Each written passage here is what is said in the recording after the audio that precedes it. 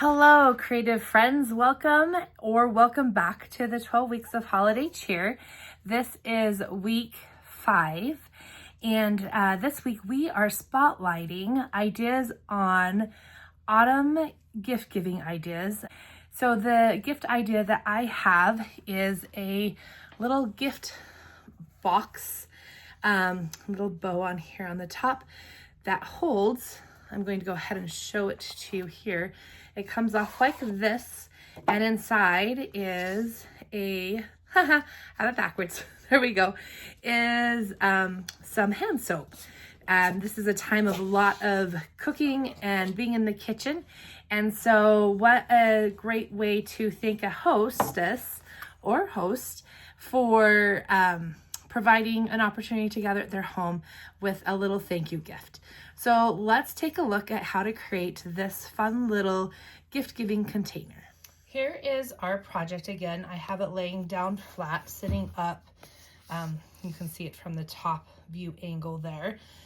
So we're going to take we're going to make the lid, then the base, and then we'll do the little tag here and we'll put the cording around it. Starting with the lid, this is a piece of Lost Lagoon cardstock. I'm going to slide the base out here for a second. So starting with the lid, we're going to do 9 3/4 by 8 1/4. We're going to score it at 2 inches, 4 5/8, 6 5/8, 9 1/4. Then we're going to rotate it 90 degrees and score it at 2 inches. I really like using my Simply Scored when I do this. I find it to be fairly easy and simple. We're scoring those things on the long length side of 9 3/4. Okay, so our first score is at 2. I have used my tabs here to identify those. 4 5/8, 6 5/8, and 9 1/4. Okay, then we are rotating it and scoring it at 2. Okay, for our base piece, we're going to take this, and it is 10 by 8 1/4, 8 1/4, and then we're going to score it at 2 1/16, 4 3/4, 6 13/16. I know we don't love 16ths, but these 16ths are pretty simple. 9 1/2, and then we're going to rotate it and score it at 2. For this case, the Simply Scored is only broken down into 8s. I'm actually going to pull in my paper trimmer for this. So I'm gonna park my dark, that is the cutting blade, and I'm going to go ahead, pull out the arm on this. We are going to score at 2 1/16. So that 1/16 mark is just the tiniest little tick mark right after the 2. Using my light blade to score, I'm going to move to 4 3/4 and score.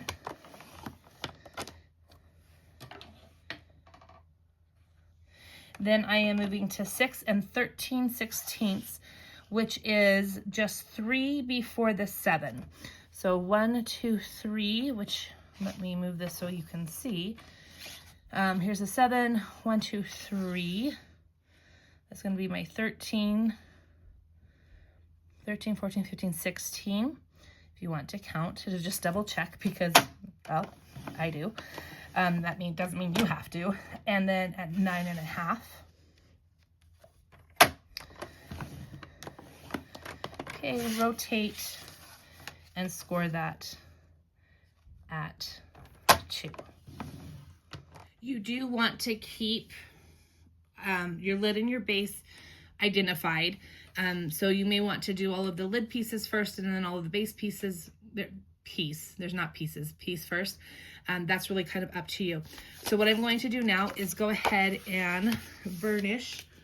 Such a fun word, burnish. I think it's an odd word, to be honest with you. So taking a bone folder, folding on all of those score lines, and this tiny one here, gonna just press that down with my thumbs and then take the bone folder over like that. And then I want to do this piece here. And then what I'm going to do is we're going to cut up these pieces. I'm going to actually want this to be on this side first. So I'm going to just angle this top piece here just a little bit. With boxes, sometimes it just helps to have a little bit of not a straight edge, if that makes sense. So snipping off the corner here.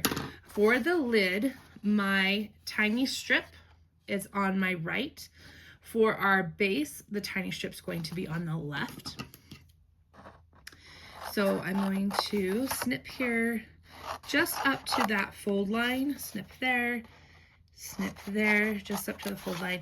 And then I'm going to just angle a little bit here to give it, so when it folds in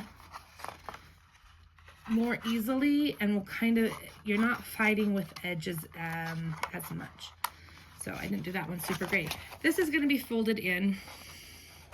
It doesn't have to look super pretty, but you know, we do want it to look nice. So again, I'm just angling it just by the slightest amount and pulling that off there. Okay. Next, I am going to take my little pieces, and you know, that whole clean as you go, they recommend it. I don't know who they are, but we'll just go with it. Okay, so I'm going to take tear and tape for this. And when you are working with 3D projects, tear and tape is really probably the best to use. And I want to put the tear and tape here on this side. Okay, so I just flipped it over, putting my tear and tape over like that, taking it off. If you have a hard time getting that tear and tape off the backing of it, take the pick tool is really great with that. I'll show that on the next one. Okay, so I'm just folding that in, and then I'm folding this over, lining it up, and it should line up really nicely together. We now have the beginning of our box. We're going to glue, we're gonna put liquid glue. I'm just gonna take, and wants to be flat, so I'm just gonna kind of help it decide not to be flat. So I'm gonna put liquid glue on my 2 flaps that we trimmed the edges with.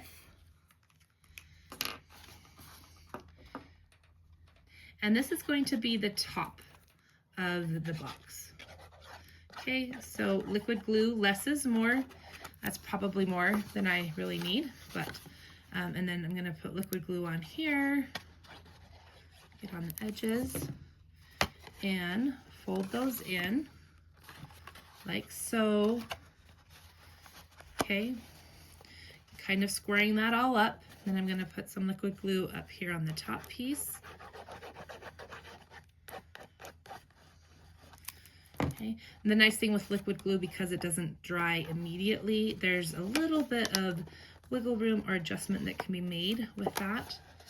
So wanting to make it as nice and neat as possible for our top here. So we have that down. I'm going to flip it over, and I'm going to stick my soap in there to help just press it down. And I'm going to set that off to the side. Taking the base, we're doing the same things. I'm going to burnish our folds. Here and here.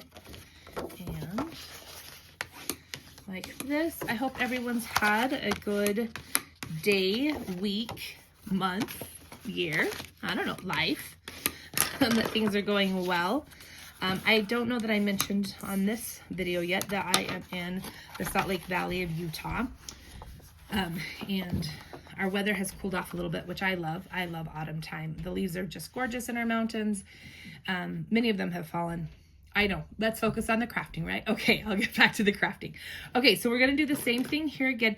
This time our little strip is on the left-hand side. This will help in just kind of making sure that when we have our seams, our lid and our base seam line up. So again, I am just gonna give a little snip to that top there. We're going to cut in up to the score lines on here. And giving it a little bit of a, there's a word for this, and if anyone knows what it is, please drop it in the comments, because my brain is not thinking of it at this minute.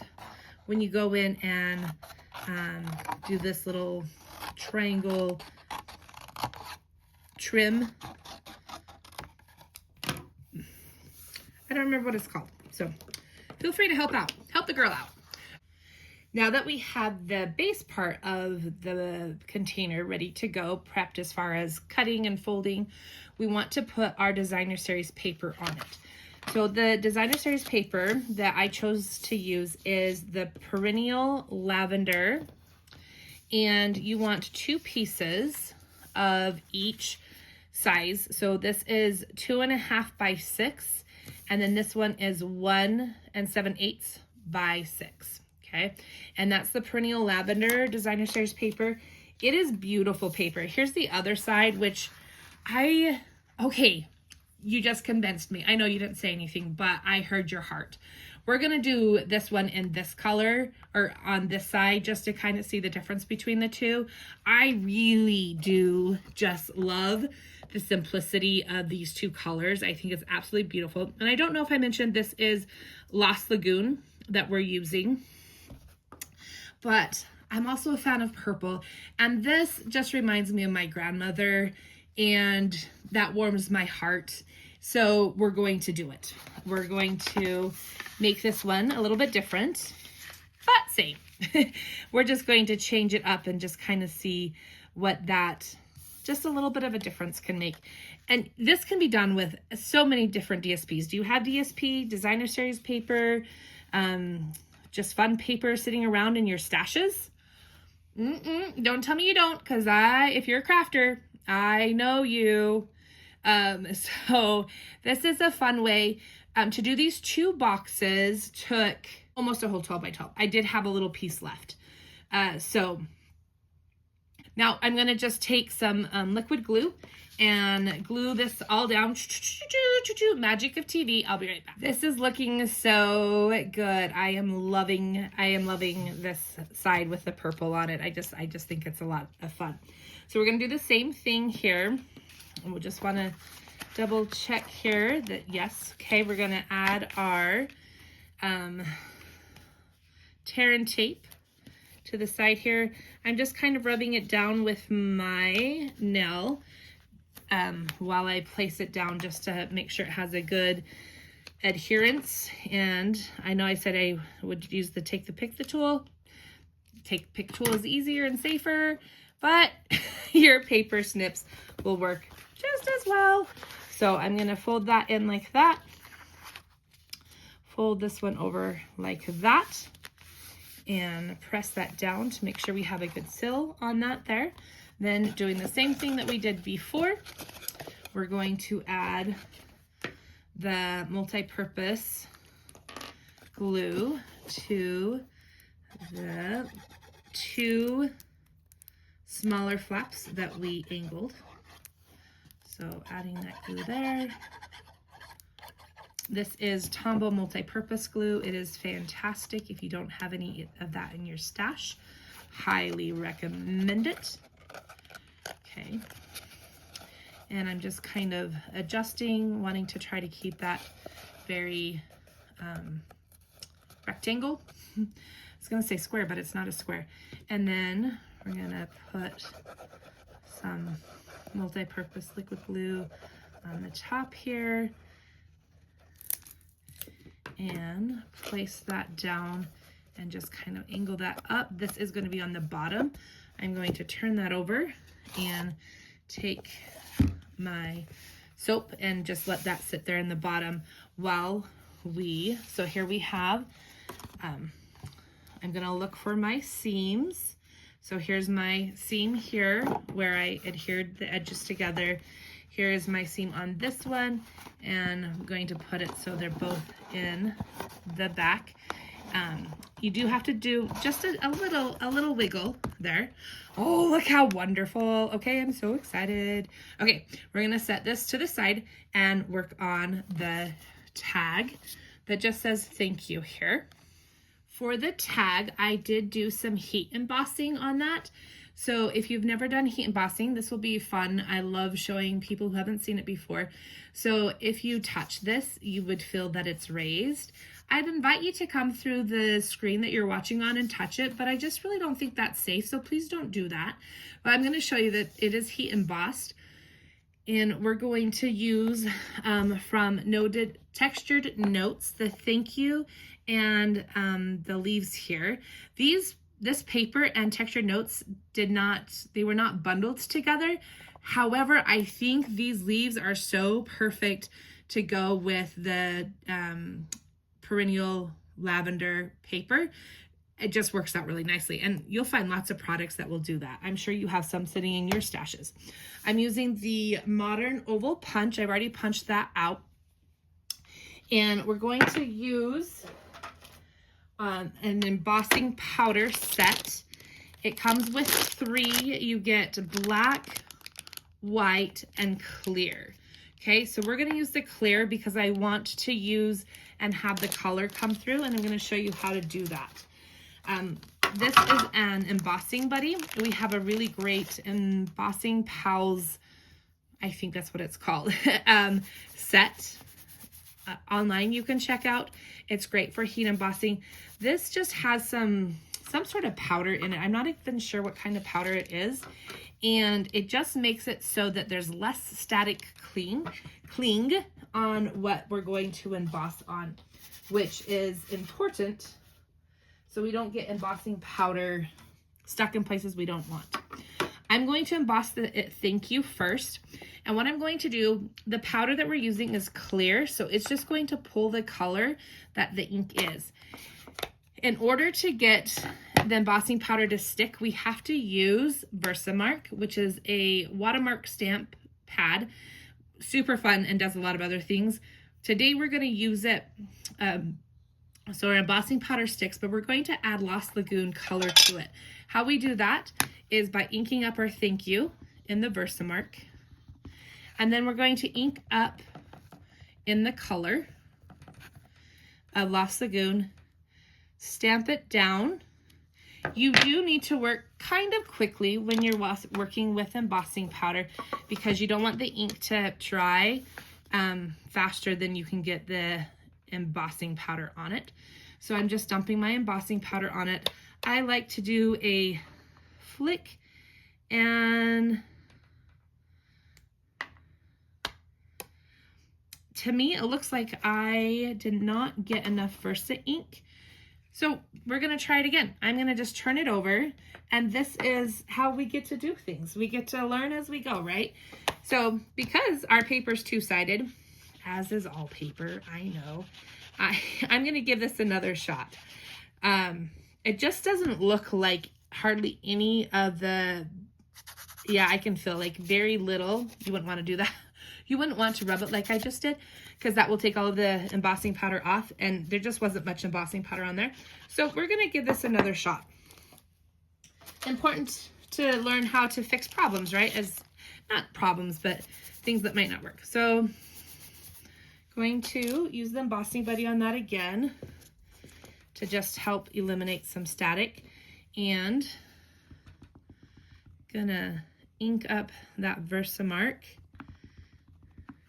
And then pick up, I'm gonna move my embossing powder closer, pick up the color, stamp down, up, and add embossing powder onto it.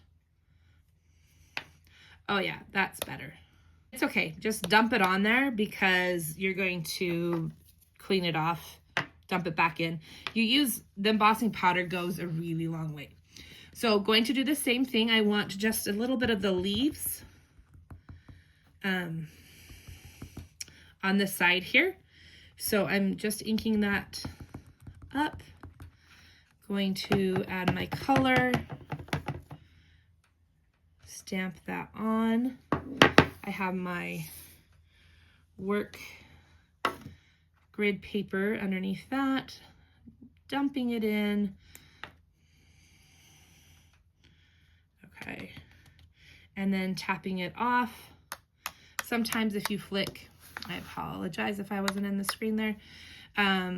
Sometimes if you flick the back, it will just get any excess off, because what we're going to do is we're going to add heat to this. And it's going to melt that embossing powder.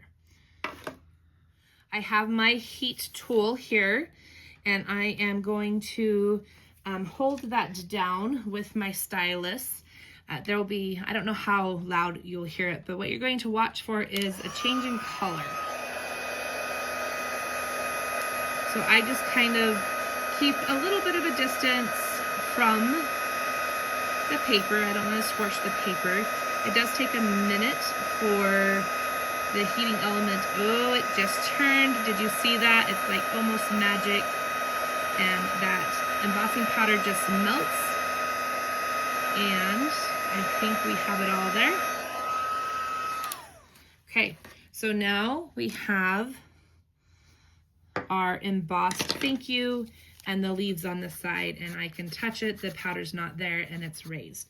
The last thing I decided I wanted to do with all of this is I'm going to add a little bit of dimension to the paper by taking a sponge and sponging some color around the edges.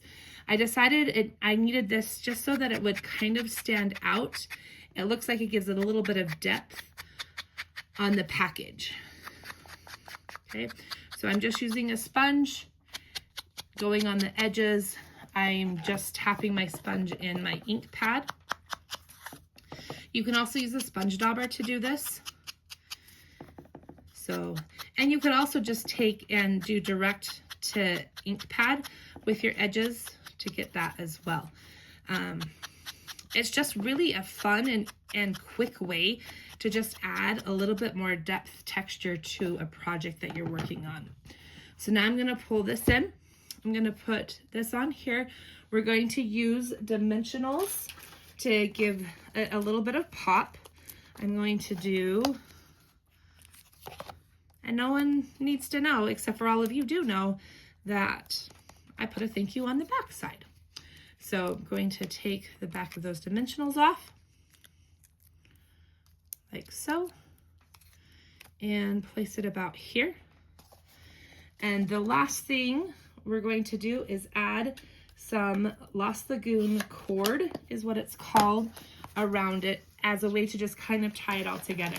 Now, I personally think that if you didn't want to,